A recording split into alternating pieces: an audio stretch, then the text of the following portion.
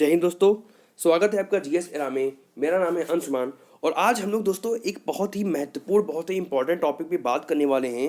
दोस्तों जैसा कि आप लोग थंबनेल में देख रहे हैं, थंबनेल से ही आप लोग समझ गए होंगे कि अभी हम लोग चर्चा करने वाले हैं एक ऐसे टॉपिक पे जो आपका आईआर से भी रिलेटेड है और साथ में दोस्तों ये टॉपिक रिलेटेड है आपके करंट के मुद्दे से, जो कि बहुत ही ज़्यादा महत्वपूर्ण टॉपिक है।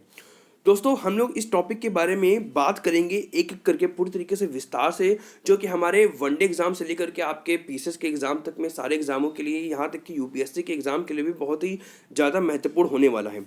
दोस्तों आज हम लोग बात करने वाले हैं आपके यूक्रेन में रूस की क्या रणनीतियाँ चल रही है। जैसा कि आप लोग वर्तमान दौर में देख रहे हैं कि यहाँ पर यूक्रेन के बॉर्डर पे लगभग रशिया ने 1 लाख से ऊपर की सेना को तैनात कर दिया है। तो इस बारे में चर्चा करेंगे कि यहाँ पे ऐसा कि रशिया क्यों कर रहा है, रशिया की रणनीति क्या है, प्लस अमेरिका क्या चाहता है, अमेरिका और यूक्रेन की इस मैटर पे लेकर के क्या रणनीतियाँ हैं।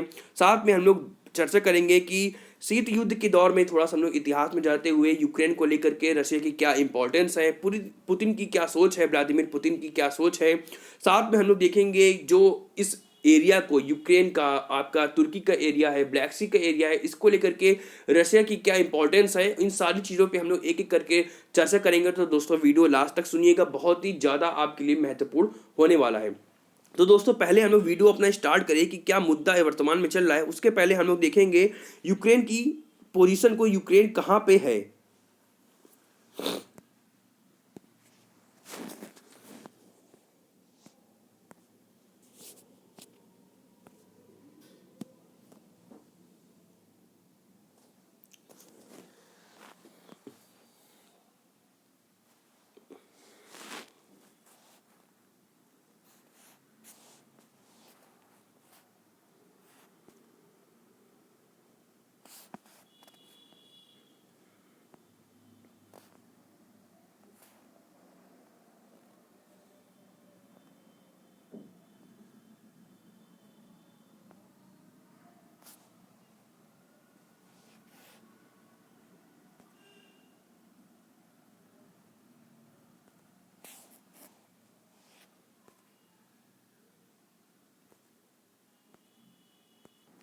तो दोस्तों अगर हम लोग आपके यूक्रेन की बात करें तो दोस्तों आप लोग देख सकते हैं कि ये जो जो यूक्रेन है, यूक्रेन की पोजीशन आपको यहाँ पे आपको दिख रही होगी दोस्तों। ये यूक्रेन की पोजीशन है जो कि आपके, जिसके यूक्रेन के जो है दोस्तों, आप देख सकते हैं कि इसके पश्चिम की तरफ आपका स्लोवाकिया है, इसके पूरब की तरफ आपको दोस्तों दिख रहा होगा इधर बेलारूस है, और दोस्तों दक्षिण की तरफ आपको दिख रहा होगा ये ब्लैक सी है। और ये एरिया आपका रशिया का लगा हुआ है, ये आपका बॉर्डर दोस्तों रशिया का है। तो ये आपकी यूक्रेन की पोजीशन दिखाई गई दोस्तों, और ये आप देख सकते हैं ये जितना भी एरिया है इधर पूरा रशिया टच कर रहा है दोस्तों। एक बार मैं दिखा देता हूँ आपको। ये यूक्रेन का एरिया, ये आपका बेलारूस का एरिया दोस्तों, ये आपके इसके दक्षिण में यूक्रेन के ब्लैक सी का एरिया। यूक्रेन के अगर हम लोग पश्चिम में जाएंगे दोस्तों तो रोमानिया का, स्लोवाकिया का, हंगरी का, ये सारे एरिया है। और दोस्तों ये एरिया आपका पूरा रशिया का एरिया कवर करता है। तो दोस्तों अभी हुआ क्या है कि यहाँ पे यूक्रेन के बॉर्डर पे लगभग रशिया ने 1,20,000 से ज़्यादा की सेना तैनात कर दी है। अब यहाँ पे हुआ क्या, जैसे ही यूक्रेन के बॉर्डर पे इतनी सेना तैनात की जो कि एक युद्ध की स्थिति को दर्शाता है, तो यहाँ पे जो आपकी पावर पॉलिटिक्स है, जो आपकी ग्लोबल पॉलिटिक्स है, वो पूरी तरीके से फिर से चेंज होने लगी। जो ग्लोबल पॉलिटिक्स इस वक्त शिफ्ट हो रही थी दक्षिण और पूर्व एशिया की तरफ, आपके चीन को प्रतिसंतुलित करने के लिए, वो कहीं ना कहीं फिर से खिसकती हुई आपकी यहाँ पे देखी जा रही है, जो आपका मिडिल ईस्ट का एरिया है। अब दोस्तों यहाँ पे सबसे बड़ी चीज़ ये है कि रशिया ऐसा क्यों कर रहा है, तो उसके बारे में हम लोग आगे चर्चा करेंगे। अभी एक एक करके सारे पॉइंटों को हम लोग क्लियर करेंगे कि रशिया ऐसा क्यों कर रहा है। दोस्तों जैसा कि आपको बताया कि यहाँ पे यूक्रेन के बॉर्डर पे इतनी सारी सेना तैनात कर दी है, यहाँ पे जो तत्कालिक वर्तमान कारण है, तो यहाँ पे हम लोग देखें तो एक तरफ आपको दोस्तों दिखता है अमेरिका, तो दूसरी तरफ आप रशिया, यानी कि एक तरफ है अमेरिका यूएसए और दूसरी तरफ है दोस्तों आपका रशिया। यहाँ पे दोस्तों वर्तमान में हुआ क्या है कि जैसे आपका सोवियत संघ यानी कि यूएसएसआर का शीत युद्ध के बाद विघटन होता है, जिसके बारे में अभी हम लोग चर्चा करेंगे। शीत युद्ध के बारे में थोड़ा सा मैं आपको बताऊंगा। तो यहाँ पे होता ये है कि जितने भी आपके शीत युद्ध के बाद जो पूर्वी यूरोप के एरिया रहते हैं, जैसे कि आपको दिखाया मैंने, बेलारूस, यूक्रेन, तुर्की, जॉर्जिया, ये सारे एरिया एक एक करके यहाँ पे यूएस अपना कंट्रोल करना स्टार्ट करता है। और जो शीत युद्ध के दौरान यूएसए द्वारा बनाई गई आपकी एक ट्रीटी ऑर्गेनाइजेशन थी, जो कि सेना बेस थी, वो थी आपकी NATO, North Atlantic Treaty Organisation. दोस्तों ये जो कि रशिया द्वारा सॉरी आपके यूएसए द्वारा बनाई जाती है शीत युद्ध के दौरान, उसने क्या किया कि इस आपके पूर्वी एशिया, पूर्वी जो यूरोप की कंट्रीज हैं, जो कि आपकी यूक्रेन है, तुर्की है, जॉर्जिया है, बेलारूस है, अर्मेनिया है, इन सारी में एक एक करके उन सभी कंट्रियों को वो नाटो में अपने नाटो में शामिल करने का प्लान तैयार करता है। अब ऐसा क्यों करता है दोस्तों? जैसा कि आपको पता ही है कि जो रसिया है, रसिया के लिए जो एक बहुत ही ज़्यादा महत्वपूर्ण आपका एरिया है ब्लैक सी का, जिसपे अभी हम लोग चर्चा करेंगे। और साथ में रसिया ये चाहता है कि वो अपनी पहुंच को यूरोप तक बना सके, अपने व्यापार के लिए, अपनी आर्थिक रूप से मजबूती के लिए। ऐसे में अमेरिका भी चाहता है कि पुरानी जो शीत युद्ध का दौर था, जो पावर पॉलिटिक्स थी, जो कि एक तरीके से बहुध्रुवी होने वाली थी, वो ना होकर के वो कहीं ना कहीं यूरोप अमेरिका केंद्रित रहे, वो उसी के पास सारी पावर रहे। और जितना भी व्यापारिक जितना भी जो प्रतिनिधित्व करने वाला जो भी कंट्री है, वो यूएसए ही रहे। साथ में जो मिडिल ईस्ट कंट्री है, जिसको आपके ऑयल पॉलिटिक्स के रूप में देखा जाता है, ऑयल पॉलिटिक्स का सेंटर है आपका मिडिल ईस्ट कंट्री, जिसको हम लोग सऊदी अरब, ईरान, इराक कहते हैं। इन सभी कंट्रीज पे ज़्यादा से ज़्यादा जो प्रतिनिधित्व रहे, ज़्यादा से ज़्यादा जो वर्चस्व स्थापित रखे, वो यूएसए ही रखे। तो दोस्तों इसी के क्रम में यहाँ पे अभी जो वर्तमान में बात उठी, वो ये उठी कि अमेरिका ने अपने जो नाटो था, नाटो में आपको जो यूक्रेन है, यूक्रेन को शामिल करने की बात कही। तो उसी के लिए यहाँ पे रशिया ने यूएसए से कहा कि आप ऐसा ना करें, क्योंकि एक वक्त ये यूक्रेन था जो कि आपके रशिया के अंडर में हुआ करता था। और इसी के चलते यहाँ पे कि यूक्रेन आपका नाटो में शामिल ना हो, यहाँ पे यूक्रेन को डराने के लिए साथ में जो पूर्वी आपके यूरोप की कंट्रीज हैं, जिसको मैंने आपको बताया ही है, उन सबको एक तरीके से डर पैदा करने के लिए यहाँ पर रशिया ने लगभग 1,20,000 से ज़्यादा की सेना तैनात कर दी है। अब दोस्तों यहाँ पे मैं आपको बात करूँ इस अमेरिका और रशिया की जो वर्तमान जो रणनीतियाँ हैं, जो वर्तमान कॉन्सेप्ट हैं, कि वो क्या सोच रहे हैं, वो क्या चाह रहे हैं, जिसकी वजह से इतनी बड़ी सेना तैनात की गई है। उसके पहले मैं आपको थोड़ा बैकग्राउंड में ले जाऊंगा शीत युद्ध के बारे में, कि शीत युद्ध से क्या परिस्थितियां इन दोनों देशों के बीच में बनी। दोस्तों दूसरा विश्व युद्ध समाप्त होता है लगभग 1944 के दौर में। 1944 के बाद जब द्वितीय विश्व युद्ध समाप्त होता है, तो यहाँ पे एक तरीके से जब अमेरिका ने जापान के ऊपर आपका परमाणु बम गिरा दिया था, उसके बाद पूरे विश्व में ये एक मैसेज जाता है कि इस वक्त पूरे विश्व में केवल एक ही कंट्री है जो बहुत ही ज़्यादा ताकतवर है, वो है यूएसए। क्योंकि कहीं ना कहीं द्वितीय विश्व युद्ध के बाद जो आपकी यूरोप थी, उसकी पूरी तरीके से आर्थिक रूप से कमर टूट चुकी थी, और जितने भी औपनिवेशिक देश थे वो एक एक करके स्वतंत्र हो रहे थे। ऐसे में देखा जा रहा था कि पूरी आपकी विश्व की राजनीति को एक केंद्रित हो गया था, यानी कि वो अब पूरी तरीके से एक तरफ झुकाव रख रहा था, वो था आपका यूएसए। लेकिन देखा जाता है कि जल्द ही यहाँ पे रशिया भी उभरता है, यूएसएसआर भी उभरता है, क्योंकि यूएसएसआर में उस वक्त कई कंट्रीज थी, जिसको मैं अभी आपको एक एक करके चर्चा करूंगा। और यूएसएसआर उभरता है, और उस यूएसएसआर ने भी यहाँ पे परमाणु बम अपना परीक्षण करता है, परमाणु रूप से मजबूत हो जाता है। अगर कहीं परमाणु रूप से आपका यूएसएसआर मजबूत ना होता, तो दोस्तों कहीं ना कहीं तृतीय विश्व युद्ध की भी स्थिति पैदा हो सकती थी। लेकिन ये स्थिति पैदा नहीं हुई। क्यों? क्योंकि यहाँ पे अगर अमेरिका के पास परमाणु बम था, तो यहाँ पे रशिया के पास यानी कि यूएसएसआर के पास भी आपका परमाणु बम हो जाता है। ऐसे में देखा जाता है कि यहाँ पे एक शीत युद्ध की स्थिति पैदा हो जाती है, क्योंकि जो आपका यूरोपियन रीजन था दोस्तों, उस यूरोपियन हिस्से के जो आपका पूर्वी का हिस्सा था, वो आपके यूएसएसआर केंद्रित, और जो आपके पश्चिम का एरिया था, वो आपके कहीं यूएसए के केंद्रित हो चुका था। अब दोस्तों ये दौर स्टार्ट होता है आपके शीत युद्ध का। अब यहाँ से लगता तो है जैसे युद्ध, यानी कि कहीं ना कहीं ये युद्ध हुआ होगा, लेकिन ऐसा नहीं होता। यहाँ पे युद्ध की स्थितियाँ एक डायरेक्टली आमने सामने की नहीं बनती है, बल्कि ये वैचारिक मतभेद होते हैं। वैचारिक मतभेद कैसे दोस्तों? जो आपका यूएसए था वो कहीं ना कहीं पूंजीपति देश था, और जो आपका यूएसएसआर था वो आपका समाजवादी देश था।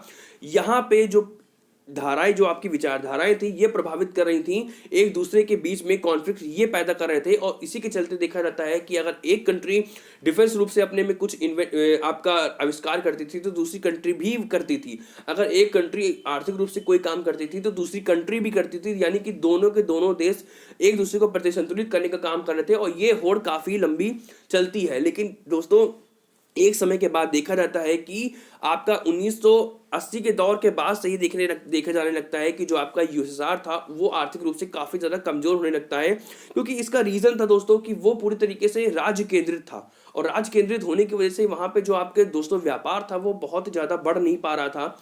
वहाँ पे जो आर्थिक रूप से जो लोग थे वो धीरे धीरे कमज़ोर होते जा रहे थे, क्योंकि यहाँ पे कंपटीशन का अभाव दिखा जा रहा था, चीज़ें बाजार पर केंद्रित नहीं थी, और जिसकी वजह से यहाँ की जो मुद्रास्फीति दर थी वो काफ़ी ज़्यादा हुई, यहाँ की महंगाई दर काफ़ी ज़्यादा हुई, और जिसकी वजह से देखा गया कि जो यूएसएसआर की जो इकोनॉमी थी पूरी तरीके से क्रैश कर जाती है। और यहाँ पे जो आपका माहौल रहता है, यानी कि जो यूएसएसआर के अंडर की जितने भी कंट्रीज होती हैं वो एक तरीके से बगावत कर देती हैं, और जिसके चलते दोस्तों 1991 के दौर में जो आपका यूएसएसआर होता है उसका विघटन हो जाता है। तो दोस्तों पहले एक बार हम लोग देख लेते हैं इस यूएसएसआर में कौन कौन सी कंट्रीज थी उस वक्त। तो दोस्तों इसमें आपकी रसिया थी, रसिया के अलावा आपका एस्टोनिया, फिर Latvia, Lithuania, Belarus, Ukraine, Moldova, Georgia, Armenia, Azerbaijan, Kazakhstan और उज्बेकिस्तान। साथ में दोस्तों आप देख सकते हैं कि यहाँ पे तुर्कमेनिस्तान भी है, किर्गिस्तान भी है और तजाकिस्तान भी है, यानी कि ये 15 कंट्रीज़ हैं जो उस वक्त यूएसएसआर के हिस्सा हुआ करते थे, और जो आपका पूर्वी यूरोप के दोस्तों लगभग लगभग सारी कंट्रीज़ हैं, आप देख सकते हैं। ऐसे में क्या हुआ कि यहाँ पे जो यूएसएसआर का विघटन हुआ, और जो यहाँ पे यूएसएसआर का जो उत्तराधिकारी बन के निकला दोस्तों वो निकला आपका रसिया। अब रसिया के पास ही सारी पावर थी और ये सारी कंट्रीज अलग हो चुकी थी। अब यहाँ पे दोस्तों विचारधाराएं, अभी भी कुछ देश ऐसे थे जो आपके समाजवादी विचारधारा से प्रभावित थे, लेकिन कुछ देश ऐसे हो चुके थे जो आपके अमेरिका के कंट्रोल में आ चुके थे, जहाँ पे पूंजीपति विचारधाराएं देखी जा रही थी। जो कुछ देश ऐसे थे जो नाटो के सदस्य भी बन चुके थे। अब दोस्तों होता क्या है कि फिर आगे चल करके, और दोस्तों एक चीज़ और याद रखिएगा, जो शीत युद्ध का दौर रहता है उस वक्त जहाँ पे अमेरिका की तरफ से जो आपको मिलिट्री जो आपका ग्रुप दिखता है वो नाटो दिखता है, तो यहीं पे रशिया की तरफ से यानी कि यूएसएसआर की तरफ से जो आपको एक मिलिट्री ग्रुप दिखता है वो रहता है आपका वार्सा पैक्ट। और आगे चल करके इस वार्सा पैक्ट का जो स्थान लिया वो लिया है सीएसटीओ, यानी कि कलेक्टिव सिक्योरिटी ट्रीटी ऑर्गेनाइजेशन। ये एक ऐसा ग्रुप बना जो वार्सा पैक्ट का आपका कह सकते हैं उत्तराधिकारी के रूप में उभरता है, और इसके अंतर्गत आपके रसिया, कजाकिस्तान, किर्गिस्तान, बेलारूस, आर्मेनिया, ये सारी कंट्रीज थी जो इस मिलिट्री ग्रुप के सदस्य थे। तो दोस्तों देखा जाता है आगे चल करके कि 1991 में जब रसिया का यूएसएसआर का विघटन हो जाता है, उसके बाद जो आपकी आर्थिक रूप से यूएसएसआर कमज़ोर हो चुका होता है, उसकी हेल्प उसका दुश्मन ही यानी कि अमेरिका ही करता है। लेकिन 2000 यानी कि 21वीं सदी की जैसे ही स्टार्टिंग होते हैं तो हमारे बीच आते हैं व्लादिमीर पुतिन, यानी कि रसिया के जो आपके राष्ट्रपति बन के उभरते हैं वो बनते हैं व्लादिमीर पुतिन। दोस्तों व्लादिमीर पुतिन आप देख रहे हैं कि उस वक्त से लेकर के आज 2022 स्टार्ट हो चुका है, ये अभी भी रशिया के आपके राष्ट्रपति बने हुए हैं। दोस्तों ये एक ऐसे व्यक्ति थे जिनकी विचारधारा ये थी कि वो जो खोया हुआ सम्मान है रशिया का, यूएसएसआर का, वो उसकी पुनः प्राप्ति करे, यानी कि एक जो विखंडित आपका यूएसएसआर हो चुका था उसको एक बार फिर से आपका अखंड करे, यानी कि फिर से उसको जोड़े। और इसी क्रम में हम लोग देखते हैं आगे कि इन्होंने चेचन्या को अपने अंडर में किया लगभग 2004-5 के दशक में। फिर उसके बाद इन्होंने आपका 2013 का दशक आता है जहाँ पे यूक्रेन पर हमला करते हैं और क्रीमिया को अंडर अपने करते हैं।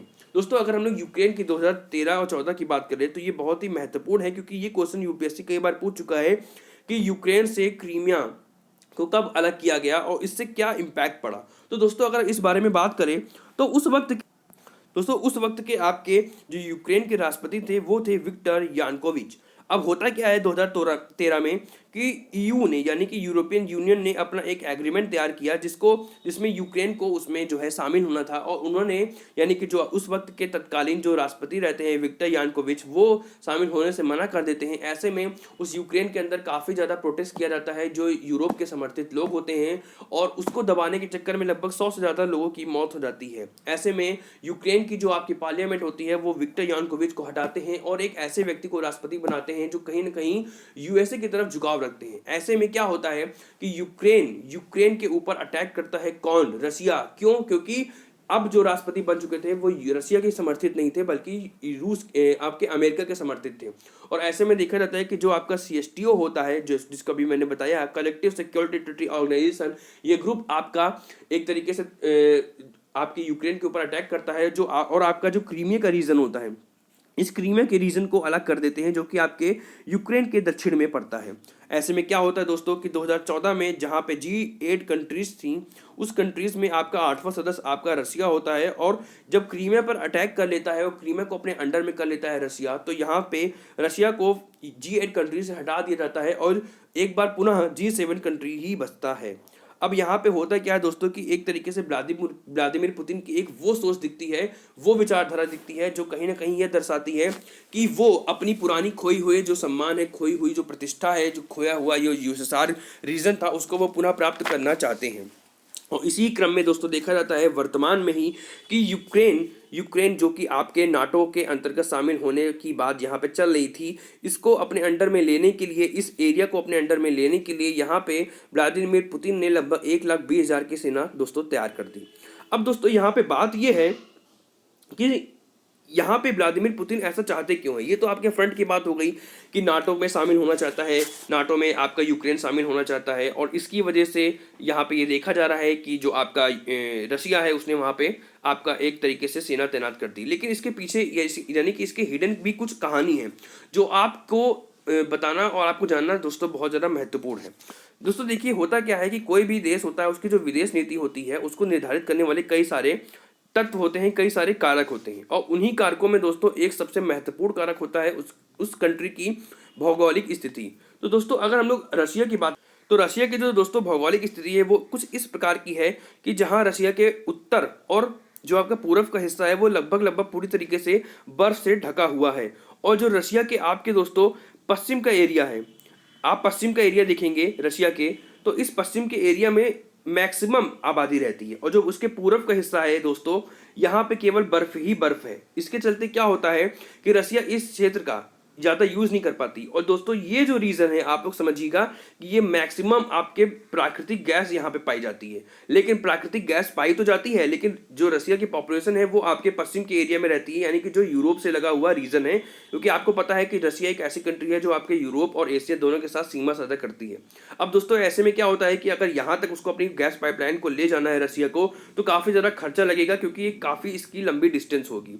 या फिर अगर वो यहाँ से होकर के इस रीजन से होकर के जाता है, यानी कि प्रशांत महासागर के रीजन से होकर के भी जाता है नीचे तक, तो उसमें भी काफ़ी ज़्यादा खर्चा लगेगा। ऐसे में रसिया के पास केवल एक ही रीजन बचता है, और वो है आपके काला सागर का रीजन। दोस्तों अगर हम लोग काला सागर की बात करें, तो ये आपका यूक्रेन का एरिया, जैसे मैंने आपको बताया यूक्रेन का एरिया है, ये रसिया का एरिया है। अभी मैंने आपको बताया कि रसिया के जो आपका उत्तर और पूर्व का हिस्सा है वो पूरी तरीके से बर्फ से ढका हुआ है, यानी कि यहाँ से आपका रसिया द्वारा व्यापार करना संभव नहीं है। तो रसिया द्वारा जो व्यापार करने के लिए एक जो पोजीशन बचती है, एक जो मार्ग बचता है, वो दोस्तों है आपका ये ब्लैक सी का रीजन। अब दोस्तों यहाँ से ये रसिया यहाँ से सीधे आ सकता है, यहाँ से सीधे आ सकता है, यहाँ से आ सकता है। लेकिन प्रॉब्लम क्या है दोस्तों, आप देख सकते हैं यहाँ यूक्रेन है, यहाँ रोमानिया है, यहाँ पे आपका बुल्गारिया है, ये सबसे बड़ा दुश्मन तुर्की, और ये हो गया आपका जॉर्जिया। तो दोस्तों इस क्रम में रशिया अगर ब्लैक सी तक पहुंचना चाहता है, और उस ब्लैक सी के मार्ग से अगर वो आगे आकर के इस मेडिटेरियन सी तक पहुंचना चाहता है, तो उसके लिए सबसे बड़ी चीज़ क्या है, उसके ये दुश्मन जो कि आपका देख सकते हैं आप कि यहाँ पे जो तुर्की है, तुर्की को वो अपने अंडर में करे। तुर्की के अलावा दोस्तों वो जॉर्जिया को, जिसको अपने अंडर में किया, साथ में यूक्रेन को अपने अंडर में करे। जब ये जो सबसे बड़े चैलेंजेस हैं उसके अंडर में हो जाएंगे, तो वो आसानी से मेडिटेरियन सी तक पहुंच सकता है। और मेडिटेरियन सी तक अगर वो पहुंच गया रसिया, तो दोस्तों वो अपनी पाइपलाइन को भी आसानी से बिछा सकता है। साथ में वो जो आपके यूरोप की कंट्रीज हैं उनको भी अपने अंडर में कर सकता है, वहां तक अपनी विचारधारा को भी पहुंचा सकता है, वहां तक अपने व्यापार को भी पहुंचा सकता है। और जैसा कि आपको पता है जो रसिया है उसकी सबसे बड़ी दो पावर है, एक आपके प्राकृतिक गैस और दूसरा है आपका वेपन्स, और इनके माध्यम से ही वो अपनी अर्थव्यवस्था को सुचारू रूप से चला सकता है और एक वैश्विक पावर बन सकता है। क्योंकि किसी भी देश की वैश्विक पावर को निर्धारित करने वाले तत्वों में एक जो आपकी उसकी आर्थिक व्यवस्था होती है, यानी कि जो अर्थव्यवस्था होती है, वो बहुत ही महत्वपूर्ण होती है। ऐसे में उसको जरूरत है इस ब्लैक सी पर कब्जा करने की, ऐसे में उसकी जरूरत है इस मेडिटेरियन सी तक पहुंचने की, ऐसे में उसकी जरूरत है तुर्की को, जॉर्जिया को, यूक्रेन को, इन सारी कंट्रीज को अपने अंडर में लेने की। तो दोस्तों 2014 में हमने देखा कि यहाँ पे यूक्रेन पर अटैक करता है रसिया, और क्रीमिया को अपने अंडर में करता है, जॉर्जिया को अपने अंडर में कर लिया। लेकिन दोस्तों तुर्की भी यही बात कर रहा है कि वो नाटो का सदस्य बनेगा। ऐसे में सबसे बड़ा चैलेंज यहाँ पे बन के आ रहा है ये इस्तांबुल का एरिया, जहां से रशिया को आने के लिए प्रॉब्लम ये है कि वो तुर्की को भी अपने अंडर में ले। चलिए वो हम लोग आगे चर्चा करेंगे जब तुर्की का मैटर उठेगा। अभी वर्तमान में देख रहे हैं कि यूक्रेन पर फिर से एक बार यहाँ पे बात चल रही है कि नाटो का सदस्य बनेगा, नाटो में शामिल होने वाला है। ऐसे में क्या है कि रशिया ने कहा कि भैया आप नाटो में शामिल नहीं होंगे, अगर होंगे तो यहाँ पे हम सीमा में तैनात कर देंगे सेना, और लगभग अपनी 1,20,000 के दोस्तों यहाँ पर सेना तैनात करता है कौन? रशिया। फिर आगे दोस्तों एक बार हम लोग यहाँ पे देख लेते हैं, पहले मैं आगे बढ़ूँ उसके पहले ये आपका एरिया दिखा दोस्तों ब्लैक सी के लिए। यहाँ से ये तुर्की का रीजन हो गया, यहाँ से रशिया आना चाहता है इस मेडिटेरियन सी पे, ताकि वो जितने भी आपके यूरोपियन कंट्रीज़ हैं यहाँ तक अपनी पहुँच को बना सके, यहाँ तक अपने व्यापार को स्थापित कर सके।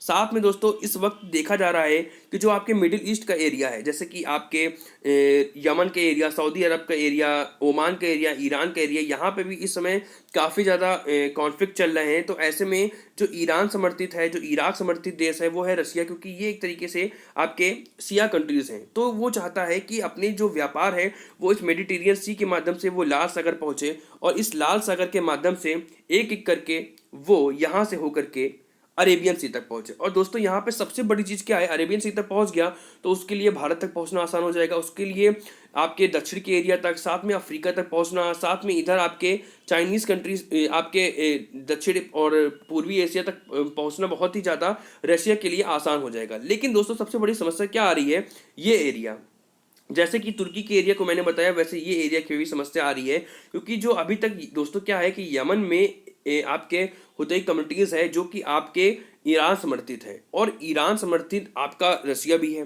तो ऐसे में देखा, और जो सऊदी अरब दोस्तों है उत्तर में इसके, वो आपके यूएसए समर्थित है, और जिसके पास यहाँ की पावर होगी वो यहाँ पे कंट्रोल कर सकता है, और जिसने यहाँ पे कंट्रोल कर लिया इस रीजन पे, तो वो यहाँ तक आसानी से व्यापार को आपके संतुलित कर सकता है। तो इसके लिए एक तरफ रशिया भी चाहता है और एक तरफ यूएसए भी चाहता है कि इस एरिया पर उसका कंट्रोल हो।